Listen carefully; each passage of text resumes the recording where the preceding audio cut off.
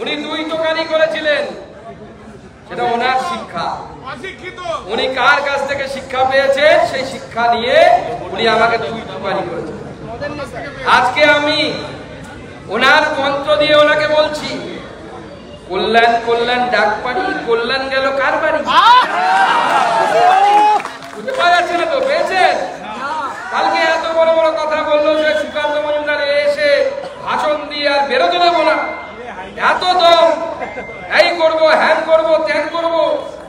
কল্যাণ কল্যাণ ডাক পারি, কল্যাণ গেল কার বাড়ি? আই কল্যাণ দেখে যা বিজেপি।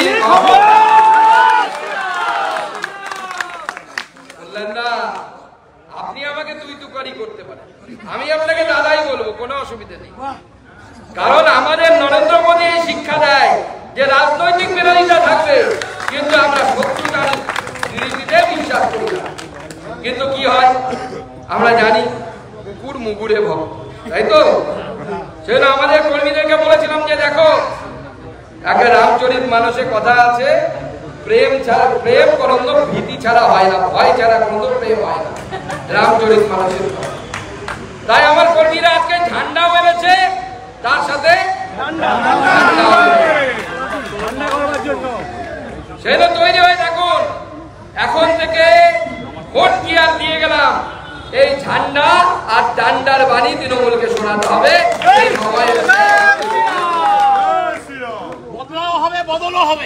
আমরা ভেবেছিলাম আজকে যে কল্যাণদা দাঁড়িয়ে থাকবেন হাতে বন্দুক, বাজুকা, কামান টামান নিয়ে, দেখতে পেলাম না। আমি তখন বারবার রাস্তার চারদিকে আস্তে আস্তে দেখছিলাম, কোথায় কল্যাণদা, কোথায় পাচ্ছি না খুঁজে। কল্যাণদা কল্যাণদা বলে চিৎকার করলাম গাড়ি থেকে, কোথাও খুঁজে পাওয়া যাচ্ছে না। আপনার ভাষাতে বলি, আপনি তো বলেছিলেন লোকসভায় দাঁড়িয়ে গোটা ভারতবর্ষ থেকে আপনার দিকে হেসেছিল, কি হলো আপনার?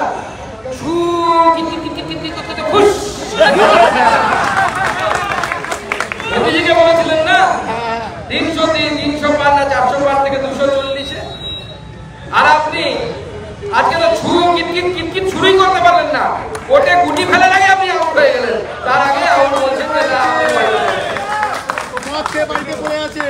মাঠে ঘাটে থাকার কথা বলছিলেন। আমরা সারা জীবন মাঠে ঘাটে থেকেছি, বিশ্বাস না হয় এখনই চলুন তৃণমূলের সব নেতা আর আমি যাব জমিতে, দেখো কে কত মাঠে ঘাটে ঘুরতে পারে।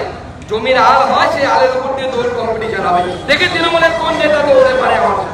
আমরা ছোটবেলা থেকে ওই জমির আল, গরুর গাড়ি, মোষের গাড়ি, এই চড়তে চড়তে আমরা সারা জীবন বড় হয়েছি।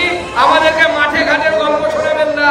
আপনি কোর্টে বকবক করেন, ফাঁকা কলসি কোর্টে 12 বাজে, ওখানে বাজান, রাজনীতিতে বাজাতে আসবেন না, আমরা ভয় পাই না আপনার। এসআইআর নির্বাচন কমিশন করছে, এসআইআর নির্বাচন কমিশন সুপ্রিম কোর্টে পরিষ্কার করে দিয়েছে এসআইআর হবে, এসআইআর হবে। আর আপনারা কিছু মানুষকে উস্কানোর চেষ্টা করছেন, বিশেষ করে মুসলিম সম্প্রদায়ের ভাইদেরকে উল্টো পাল্টা বোঝানোর চেষ্টা করছেন। সেদিনও আমি যে কথা বলেছিলাম, আজও আমি সেই কথা বলছি, কারো কথায় ভুল বুঝবেন না। কাক চিল কাক নিয়ে গেল আপনার, আর আপনি চিলের পিছনে দৌড়তে থাকলে এটা বুদ্ধিমান মানুষের চিহ্ন নয়।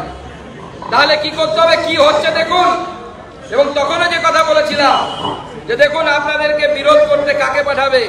তৃণমূল কংগ্রেসের কোন বড় নেতার ছেলে মেয়েরা রাস্তায় নামবে না, আপনাদেরকে সামনে করে দেবে। যারা পড়াশোনা হয়নি ঢিল মারতে বলবে। আর আমি বলেছি গুলি চালাবে যখন, কখন গুলি চালাবে? কারণ যখন আইন শৃঙ্খলা নিয়ন্ত্রণের বাইরে চলে যায়, তখন যে কোনো বাহিনী গুলি চালাতে বাধ্য হয়।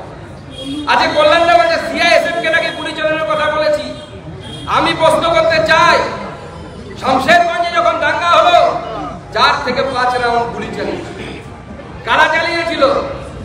বিএসএফ তো চালিয়েছিল, তার সাথে পশ্চিমবঙ্গ পুলিশ গুলি চালিয়েছিল। আজকে তৃণমূল কংগ্রেসকে প্রশ্ন করবেন না, কল্যাণ ব্যানার্জিকে প্রশ্ন করবেন না যে পুলিশ কেন গুলি চালিয়েছিল?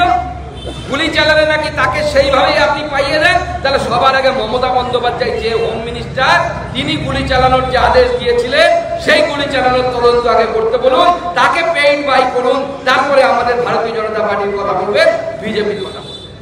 আমাদের ভিডিও ভালো লাগলে লাইক এবং শেয়ার করুন। কমেন্ট সেকশনে গিয়ে জানান আপনাদের মতামত। আরও ভিডিও পেতে আমাদের চ্যানেল সাবস্ক্রাইব করুন এবং প্রতি মুহূর্তে খবরের আপডেট পেতে প্রেস করুন বেল আইকন।